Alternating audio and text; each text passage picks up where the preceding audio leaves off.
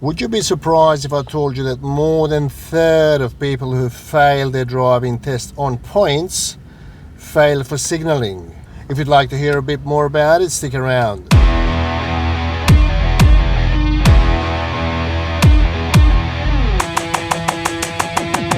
So this is a series of videos which will be explaining all of the 7 criteria points. Okay, as you might be aware, that there are looking, signalling, flow, movement, path, responsiveness, and vehicle management.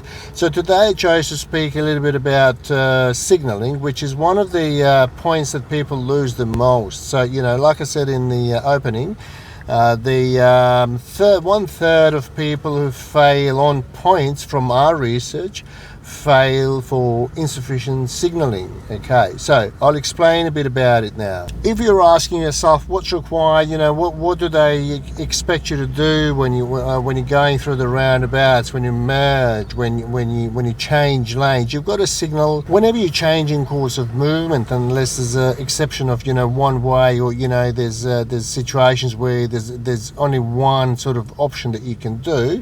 We should signal. We've got to use our indicators. The reason we call them indicators is because we indicate our intention. Put it this way, we've got to be courteous, okay? So you've got to be courteous towards other road users. Clearly, you should let them know where you intend to go. For example, you're coming to a roundabout and there's a car coming from the opposite direction.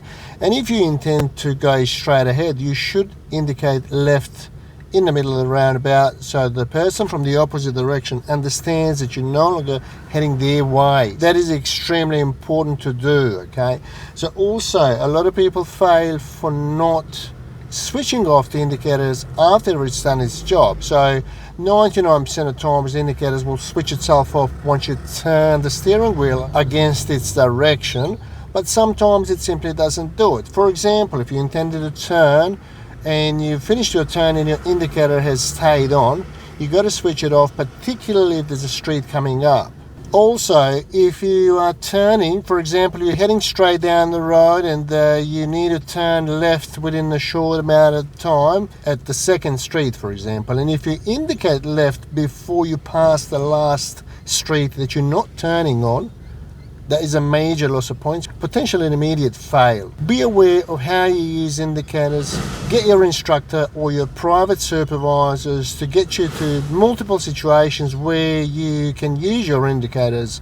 We also had questions, how many seconds should we leave the indicator on? For example, if we're turning and, you know, after we've managed to turn.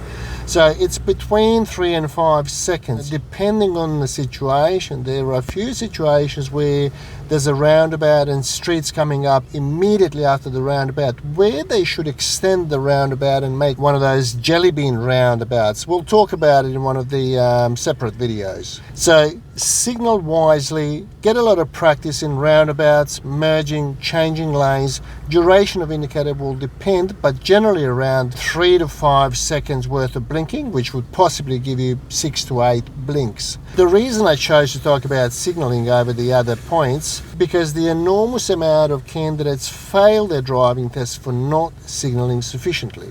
Indicating is just as important as any other point. So be careful about 7 points. Be careful about driving in general and have a lot of practice. We've never had a client in the last 20 years who has had so much practice that they've basically overdone it and failed their test. It simply doesn't happen. So do a lot of practice, drive carefully, and we will see you in the next video.